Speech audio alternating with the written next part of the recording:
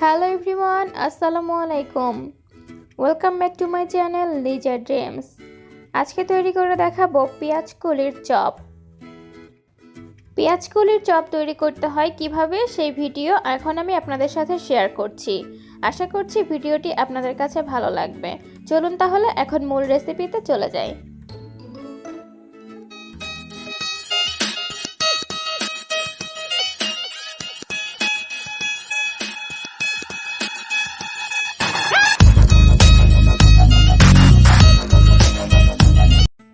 পেঁয়াজ কলির চপ তৈরি করার জন্য এখানে আমি 200 গ্রাম পরিমাণে পেঁয়াজ কলি খুব সুন্দর করে পরিষ্কার করে ধুয়ে টুকরো টুকরো করে কুচি করে নিয়েছি।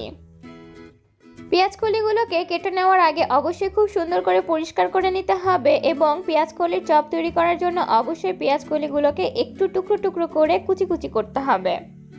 এখন এই কুচনো পেঁয়াজ কলির মধ্যে আমি দিয়ে দিচ্ছি 3টি কাঁচামরিচ কুচি, 2-3 টুকরো রসুনের কোয়া কুচি করে নিয়েছি। হলুদ গুঁড়া দিয়ে দিচ্ছি 1 টেবিল চামচ, ধনিয়া গুঁড়া 1 টেবিল চামচ এবং শুকনো মরিচের গুঁড়ি 1.5 টেবিল চামচ। শুকনো মরিচের পরিবর্তে এখানে শুধুমাত্র কাঁচামরিচও ব্যবহার করা যাবে এবং ঝালটা অবশ্যই নিজেদের টেস্ট অনুযায়ী দিতে হবে। কর্নফ্লাওয়ার দিয়ে দিয়েছি 2 টেবিল চামচ এবং চাট মশলা দিয়ে দিচ্ছি 1.5 টেবিল চামচ। লবণ দিয়ে দিচ্ছি স্বাদ অনুযায়ী। মসুরের ডাউল বাটা দিচ্ছি 1 কাপ পরিমাণে। অবশ্যই এখানে মসুরের ডাউলের পরিবর্তে অন্য যে কোনো ডাউল বাটাও ব্যবহার করা যাবে।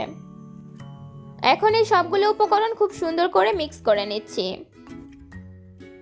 এই উপকরণগুলোকে মিক্স করে নেওয়া হয়ে যাওয়ার পরে দিয়ে দিচ্ছি আমি এখানে পরিমাণ মতো ময়দা।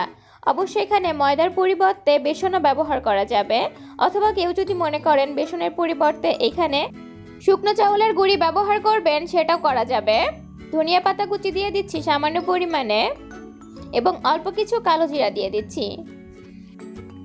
কালো জিরাটা একেবারেই অপশনাল, যদি কেউ মনে করেন এখানে কালো জিরা ব্যবহার করবেন না তাহলে কালো জিরাটা স্কিপ করতে পারবেন। তবে আমার কাছে মনে হয় কালো জিরাটা দিলে এই চপের টেস্ট অনেক ভালো হয়। এখন আমি এই সবগুলো উপকরণকে খুব সুন্দর করে মেখে নিচ্ছি।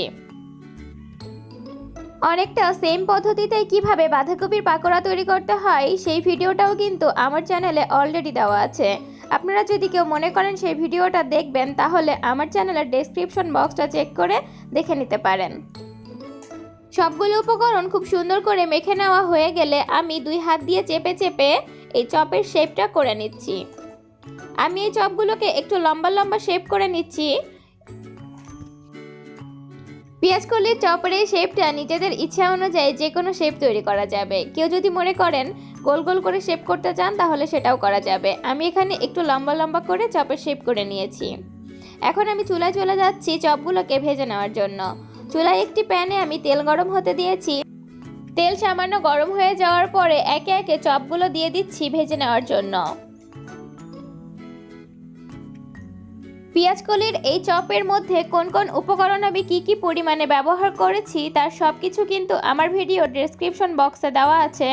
আপনারা যদি কেউ মনে করেন উপকরণগুলো দেখে নেবেন তাহলে ডেসক্রিপশন বক্সটা চেক করতে পারেন।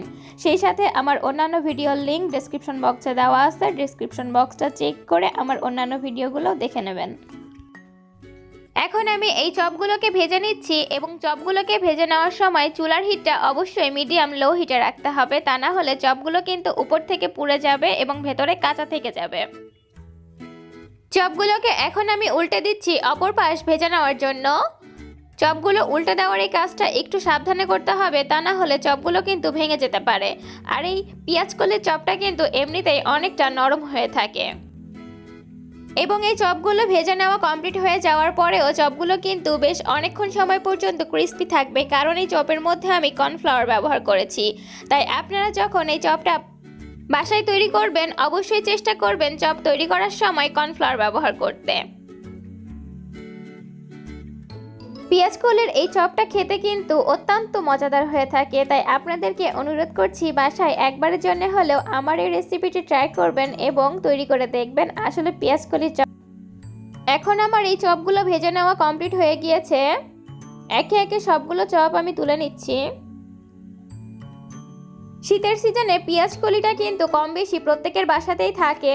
হুটহাট যদি কখনো মেহমান চলে আসে এবং মেহমানদারির জন্য কিন্তু ঝটপট এই রেসিপিটা আপনারা ট্রাই করতে পারেন। দ্বিতীয় ব্যাচে আমি অন্য বড়াগুলো ভেজে নিচ্ছি।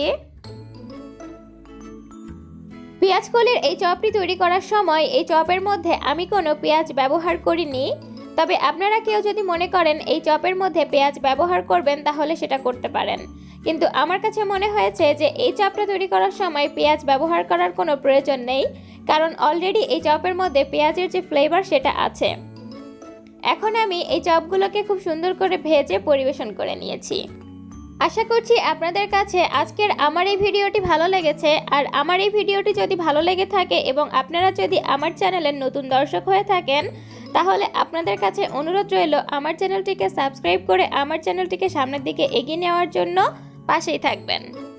তো সবাই অনেক ভালো থাকবেন এবং আমার এই ভিডিওটি কেমন লেগেছে তা অবশ্যই কমেন্ট সেকশনে কমেন্ট করে আমাকে জানাবেন। আজকে এখানেই বিদায় নিচ্ছি। আল্লাহ হাফেজ।